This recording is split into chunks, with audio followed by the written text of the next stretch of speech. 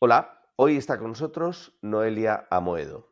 Yo tengo varias características en común con Noelia. Una de ellas, la más importante quizá, es que somos gallegos, eso marca bastante la personalidad. Otra es que en su día estuvimos en la misma industria compitiendo. Yo fui uno de los fundadores de una empresa que se llamaba Movilisto y ella fue uno de los miembros del equipo fundador de MyAlert. Luego, con el tiempo, MyAlert lo compró Bongiorno. Bongiorno también compró Movilisto, con lo cual, pero no coincidimos en esa época profesional, porque yo ya me había ido a vivir a China y tratar de emprender en China. Bueno, una locura. En fin, la otra característica que nos une es que somos personas muy inquietas. Saltimbanquis, hemos cambiado de país, hemos estudiado fuera, hemos cambiado de casas, de proyectos, de emprendimiento, inversión. O sea, tenemos un recorrido, yo digo más vidas que un gato, ¿no? Pero sí, eso es una característica en común con Noelia. Hola Noelia, bienvenida, gracias por estar aquí hoy. Cuéntanos un poco quién eres y tu trayectoria profesional. Hola Sixto, muchísimas gracias, antes de nada, y contenta de estar aquí por fin, que hemos hecho varios intentos. Oye, no Sí, me acordaba de lo de Movilisto, claro, yo me acordaba de que estuvimos también en AdTech, porque tú estabas sí. ahí en Movext y yo en Mediasmart, pero todavía vamos más atrás. Y Sí. en MyAlert yo no me considero parte del equipo fundador, estaba muy ahí al principio, es verdad. Pero bueno, llevo pues como 25 años o más en el mundo de la tecnología digital. Como decías, por hacértelo muy rápido, empecé antes de MyAlert en Estados Unidos, a donde me había ido a estudiar al Silicon Valley, y ahí empecé en una empresa que era competidora de PayPal en el mundo de los micropagos. Como me había ido con una beca, me tuve que volver a España y ahí fue cuando empecé en MyAlert. Luego nos compró Bongiorno, entonces aunque tenía una casa en Madrid, me pasaba el día en un avión. Di la vuelta al mundo varias veces, llevando países como Sudáfrica, Australia, Kuwait, Grecia y Estados Unidos. Y luego, cuando abrimos Estados Unidos, ya me fui a vivir ahí, a Miami, todavía con Bongiorno, donde pasé 3 años y luego nos mudamos al Silicon Valley de nuevo.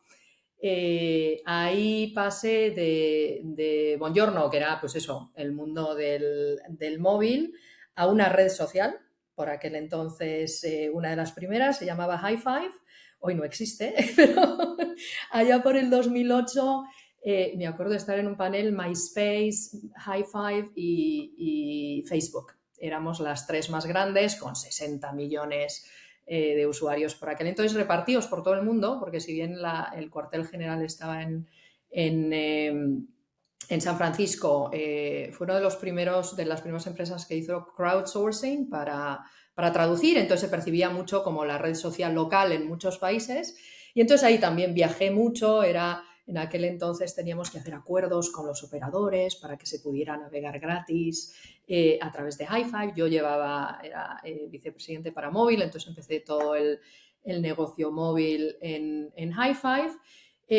Y luego fue una de esas empresas que pues en el 2008 nos encontrábamos buscando financiación.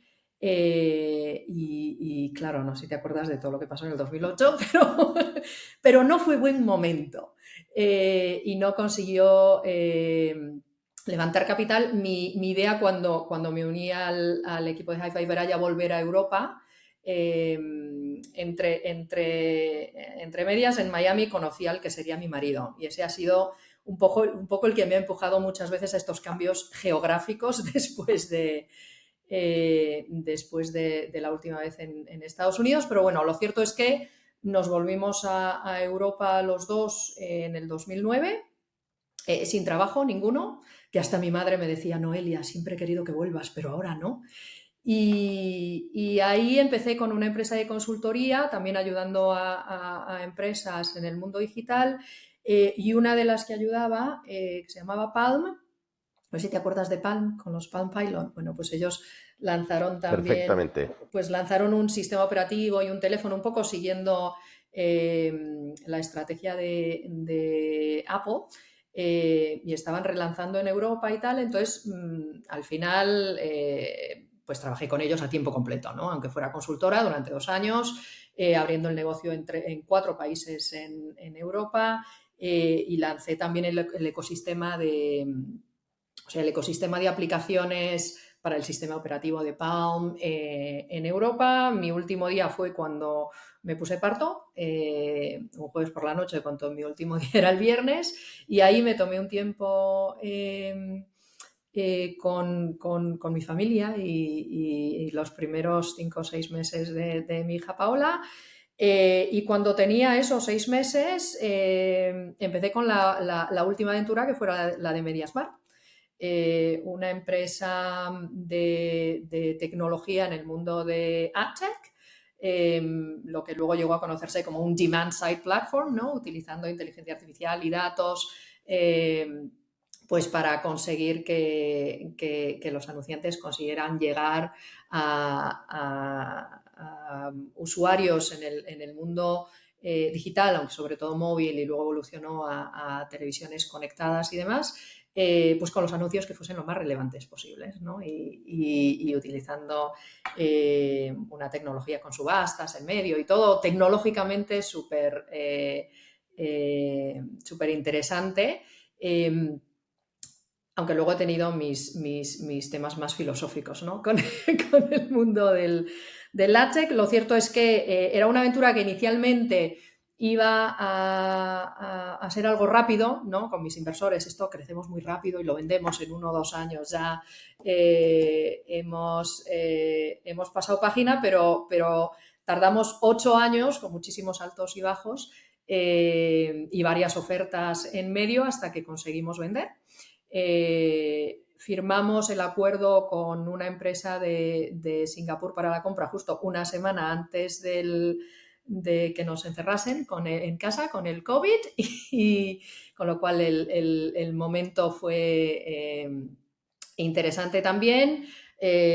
Nos pasamos pues eso, 2 años casi pues trabajando remotamente. Precisamente el verano del COVID, mi marido también me convenció para que nos quedásemos en Galicia y no volviésemos a Madrid, donde llevábamos ya bastantes años, y aquí nos quedamos. Luego, cuando se fueron abriendo poco a poco las cosas, pues empecé a ir sobre todo yo más a Madrid. Con la venta acordamos un periodo de 4 años de lo que se llama earn-out, ¿no? Y se cumplieron esos 4 años en marzo del 2024, y entonces pues ahí ya empecé eh, a hacer el periodo de transferencia, ¿no? Con un NORES de otros 3 o 4 meses, y básicamente salí de la empresa después de al final casi 13 años, para lo que iba a ser 1 o 2. Wow, Sí, 13 sí. años en tecnología y en Ujú, AdTech, o sea, tecnología de ujú, publicidad. ujú. Creo que es una permanencia muy larga. Oye, yo estoy súper orgullosa de que no solo de seguir ahí 13 años, sino que la empresa sigue, ¿no? Porque tantos de nuestros competidores, proveedores, clientes ya no existen, que simplemente el hecho de haber resistido y habernos adaptado para sobrevivir ya me parece todo un logro. Sí, sin duda. Ujú, ujú. ¿Cuál crees que fue la clave que hizo que se vendiese la empresa? O sea, ¿qué fue lo más importante que en esa negociación con el comprador, en ese proceso tan Ujú. difícil? Yo creo que fundamental la gente. A ver, y no es porque, o sea, yo obviamente fui la que orquesté un poco la venta, ¿no? Y el hecho de que los compradores confiasen en mí fue muy importante, pero no solo yo, sino el resto del equipo, ¿no? Y el hecho de que para mí la gente y el equipo fuese tan importante, porque al final en 13 años pueden cambiar mucho las cosas, cambia la estrategia, cambia en qué te centras como producto, ¿sabes? Pero el hecho de que del equipo precisamente hubiese podido vivir todos esos cambios y fuese un equipo resiliente, ¿no? Esa palabra ya existe en español, ¿no? O sea, creo que fue muy importante. Obviamente, luego el hecho de que pues, la tecnología fuese muy potente, tuviésemos una cartera de clientes también que llevaba tiempo confiando en nosotros y que se considerase que el negocio fuese sostenible, era importante, pero yo creo que la gente es lo fundamental. En realidad nos compraron para fortalecer, porque ellos es un grupo que, como digo, el holding company está en Singapur, pero que luego tienen la subsidiaria más grande está en India y el management team es indio y de hecho cotizan en bolsa en India y ellos ya tenían un demand side platform. Pero nosotros teníamos una plataforma que era self-serve, entonces eso era algo que buscaban, estábamos muy centrados en aquel entonces a nivel estratégico en todo lo que era hyperlocal, ¿no? El utilizar pues la localización, que es algo que te daba el móvil para hacer que esos anuncios fuesen más relevantes y demás. Entonces, todos esos factores contribuyeron, pero si tengo que elegir el más importante es el de la gente. Y de hecho, como te contaba, firmamos una semana antes del lockdown y durante el lockdown, pues lo de hiperlocal, en fin, y drive to store y todas estas cosas, pues muy relevante no era. Y sin embargo, seguimos teniendo mucho éxito y hoy sigue siendo una de las business units dentro del grupo que sigue creciendo, ¿no? De tu fase en Estados Unidos, en Silicon Valley, donde en tu presentación has contado que has estado en varias ocasiones, pero es que además has estudiado allí en California, ¿no? Sí. ¿Cuáles son los aprendizajes que te trajiste que dirías, en España esto debería mejorar, esto debería cambiar? ¿Qué es lo más importante?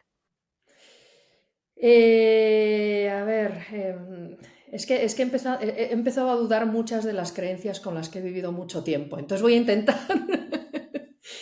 A mí me ha ayudado mucho y creo que debemos hacer más en Europa, pero también mucho que puntualizar. A ver, me explico. Yo como crecí profesionalmente en el Silicon Valley, siempre consideré mi máxima la eficiencia, ¿no? O sea, el utilizar la tecnología para hacer los procesos más eficientes, o sea, y el buscar siempre eso, la eficiencia más que el retorno en la inversión, ¿no? El retorno en la inversión, pues puedes darte un tiempo para que venga, pero el hagamos las cosas más eficientes y el siempre asocie esto de lo más eficiente es mejor. Y es más, y podemos hacer todo más eficiente con la tecnología, ¿no? Entonces, la verdad que cuando me volví a Europa y bueno, durante la mayoría de mis años profesionales, para mí esa siempre ha sido la máxima que llevaba como a fuego, ¿no? Y luego siempre decía que era muy anglosajona con mi forma de trabajar y era lo que se dice ser ejecutiva, ¿no? O sea, vale, vamos a comer cuando vamos a comer, pero si nos reunimos para hablar de un tema de trabajo, vamos a salir con qué vamos a hacer, ¿no? Y si vemos que no hay forma de colaborar, pues nos lo decimos ya también, fantástico, y seguimos, ¿no? Eso que yo asocio igual con ser eficiente a la hora de trabajar, ¿no? Entonces, no perdemos el tiempo dándole vueltas y demás. Y eso yo creo que es el mayor aprendizaje, creo, que siempre he intentado aplicar, ¿no? Lo de ser ejecutiva y buscar la eficiencia. Sí es verdad que luego hay cosas que he aprendido a puntualizar y he entendido más la importancia de no solo buscar la eficiencia por eficiencia o no solo buscar el crecer por crecer, sino el hacer preguntas un poco más importantes, ¿no?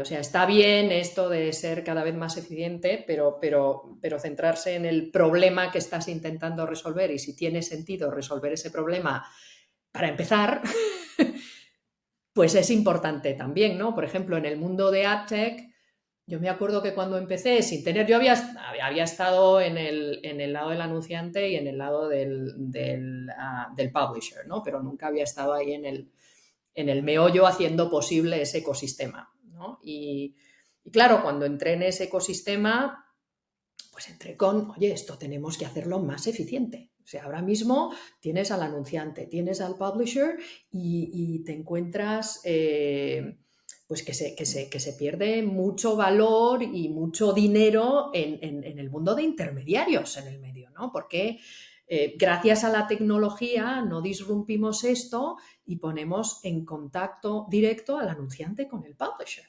Tenemos un montón de datos, tenemos tecnología de machine learning. Esto puede ser muchísimo más eficiente, ¿no?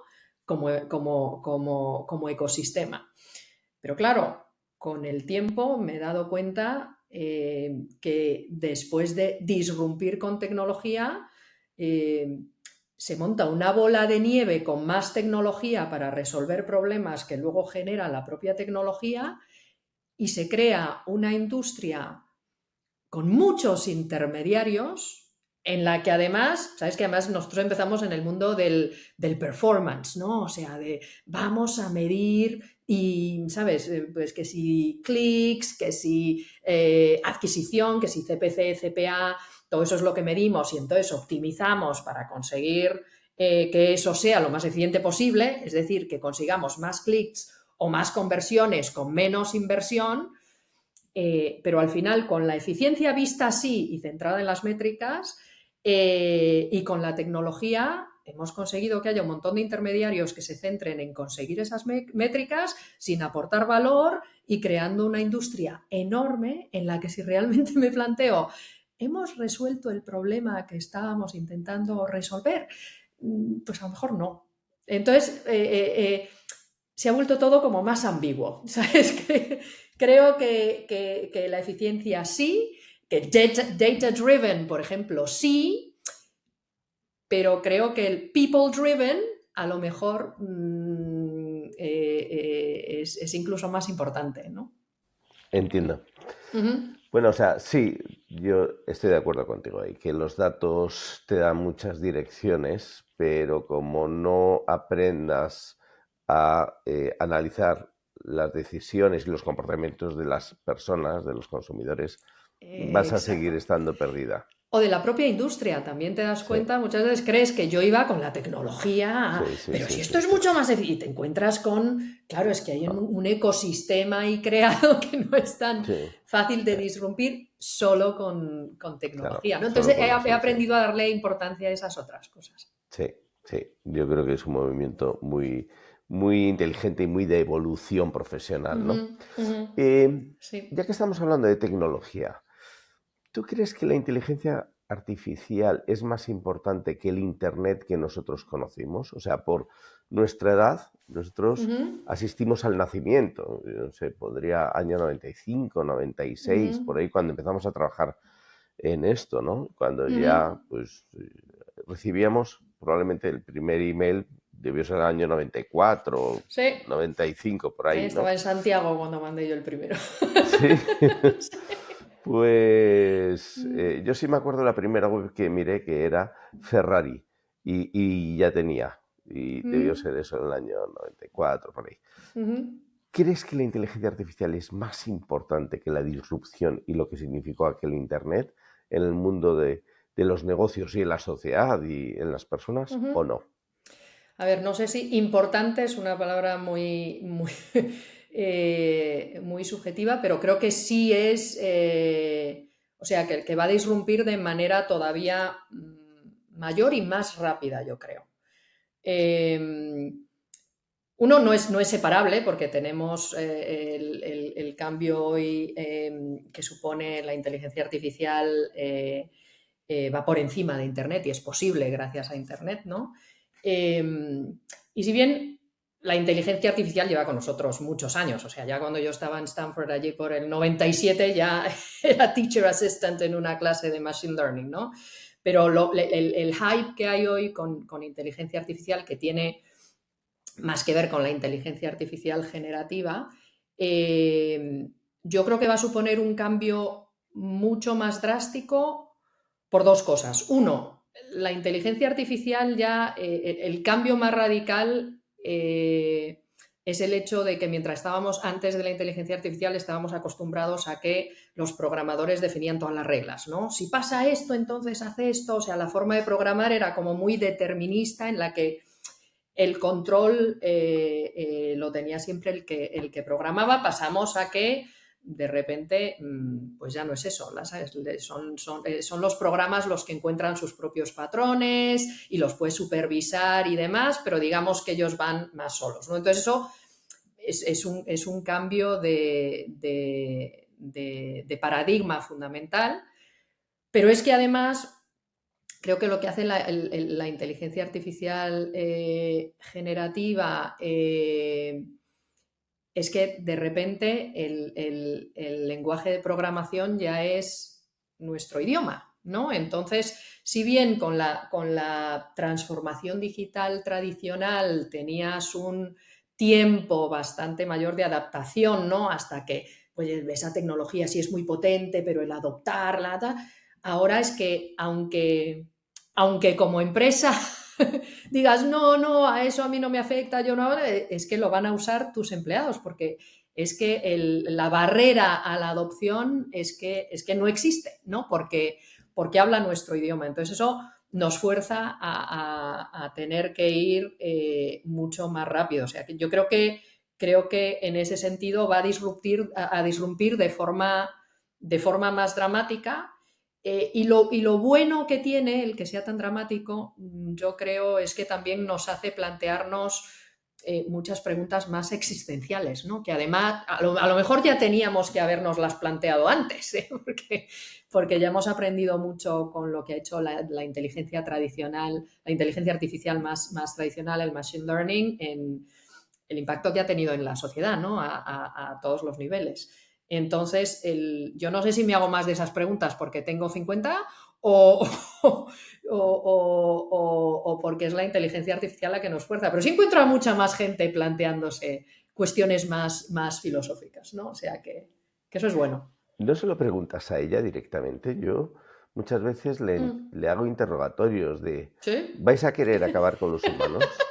O sea, ¿qué significamos para vosotros? Al final, yo creo que somos inferiores. Entonces, ¿por qué nos vais a conservar? O sea, cosas de ese tipo, ¿no? Yo sí le hago muchas preguntas.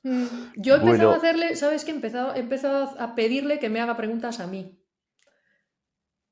Para no irme con el, ¿sabes? ¿y Para cuál es el intentar que me haga resultado? pensar, para que me haga pensar, Claro. ¿Y cuál ¿sabes? es el resultado? Antes de pedirle directamente que me dé la respuesta. Y luego ya cuando llegue un punto en el que ya me he hecho yo todas las preguntas, bueno, ahora ayúdame tú. Pero además o sea, otra cosa, hablando del impacto que puede tener y si va a ser más o no que el que tuvo Internet, otros dos apuntes. Uno, los chatbots es la punta del iceberg.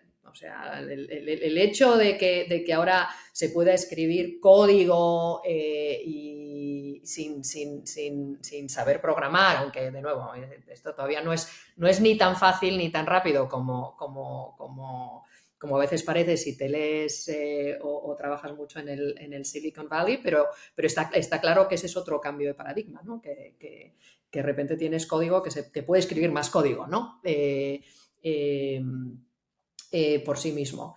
Eso es un cambio importante y te iba a decir otra cosa que era también importante y se me ha ido el segundo punto. No pasa nada. Ya volverá. No, sí, el segundo punto. Que otra cosa que a veces me hace pensar de cuando estábamos ahí tú y yo por el 90 y muchos, 2000, es que, claro, cuando empezó el tema este de Internet también hubo un hype muy grande que después se cayó e Internet siguió, ¿no? Pero yo no puedo dejar de sentir un poco déjà vu en el mundo en el que estamos ahora con la inteligencia artificial, ¿no? que a veces es como, hombre, sí, pero, pero sí hay un poco de hype, creo. Entonces creo que en algún momento pues eso bajará, pero desde luego el cambio de paradigma sigue, ¿no? Y lo que pasa es que igual se aceleran los tiempos. ¿Crees que influirá en los trabajos que hacemos las personas o en las funciones? O sea, yo de mis múltiples tareas digo, ¿cuáles de ellas me podría sustituir un algoritmo y Sí, hacerlo mejor incluso? sí, sí, sí, sí, sí. Yo creo que sí, sí. Influye, seguro, y ahí es donde, de nuevo, yo ahora hablo mucho y cuando trabajo con empresas o cuando doy charlas, me centro en lo que yo llamo el human-centric AI, ¿no? La estrategia que aplica inteligencia artificial, pero poniendo a las personas en el centro. No hablamos mucho de que sí, la inteligencia artificial es una herramienta que nos empodera, que nos aumenta y no nos reemplaza. Pero en realidad, si sucede una cosa o la otra, está en nuestras manos. O sea, está en nuestras manos como personas y está en nuestras manos cuando somos empresa y queremos, pues eso, utilizar o aplicar, ya sea desarrollar inteligencia artificial o implementarla, ¿no? Entonces, cuando piensas en inteligencia artificial y quieres que automatice trabajos o que automatice tareas, puedes acabar en un círculo, yo creo, en el que de nuevo puedes hacerlo todo mucho más eficiente y ahorrar costes, pero a lo mejor pierdes mucho en el camino y pierdes hasta la autodestrucción, ¿vale? Entonces, yo creo que una estrategia que puede ayudar a cómo evolucionamos es intencionalmente el poner a las personas en el centro e intentar aumentar sus capacidades. De nuevo, tanto cuando tú eres la persona y lo aplicas a ti mismo, como cuando tú eres la empresa, ¿no? Y cuando yo, en todas las empresas en las que he trabajado, que siendo, como te digo, anglosajona como soy, va mucho a aquí tenemos que aportar valor y donde no aportamos valor, automatizamos, pues claro, con la inteligencia artificial lo mismo, pues pensar en, oye, ¿cómo puedo automatizar ciertas tareas en las que mi equipo no está aportando valor, ¿vale? Pero también te tienes que plantear, y eso es una segunda derivada que no viene tan inmediata, yo creo, es que en alguna tarea, aunque parezca trivial, estás también ganando valor, es que estás aprendiendo algo. Y esas preguntas tenemos que planteárnoslas. Si muchos nos las planteamos y seguimos esa estrategia, yo creo que pues sí cambiará en todo caso a qué dedicamos nuestro tiempo como personas y como trabajadores, pero con suerte en el camino no perdemos lo que es importante y conseguimos que la tecnología nos empodere, ¿no? Si no, dejamos de pensar de forma crítica y acabamos en lo contrario. Pero cambiará seguro. O sea, la capacidad de manejar información que tiene la inteligencia artificial, o sea, no vamos a llegar ahí nunca. Entonces, el intentar competir con eso no tiene mucho sentido, pero tenemos que distinguir también entre información y conocimiento. Y si no hacemos esa distinción y al final dejamos que la inteligencia artificial lo haga todo, pues no vamos a acabar, ¿sabes? No vamos a acabar pensando. Y pensar es importante. Lo que no tenemos que, ¿cómo se dice? Outsource. No tenemos que delegar el entender, ¿sabes? El procesar información sí, pero el entender no. Y eso es muy importante. Bueno, me gusta Mm, mucho esta reflexión final de mm, cómo vamos a llevarnos con las máquinas, ¿no? Con las máquinas mm, inteligentes. Yo mm, ahí soy muy, no sé, muy determinista. Creo que nos han superado, piensan, crean, mm. todavía no No, sienten y no van a sentir. piensan, a mí me gusta decir que procesan. Claro, ¿qué es pensar? Ya. Bueno, llegar a conclusiones Sí. después de elaborar una serie de Pero no dejan de ser, razonamientos, ¿no?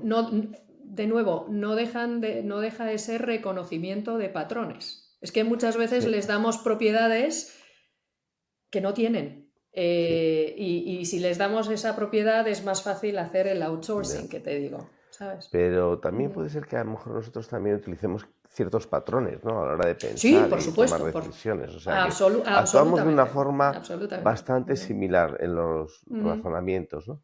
Oye, mm. creo que ha sido una reflexión maravillosa. Me alegro mucho de haber contado contigo. Te agradezco tu tiempo.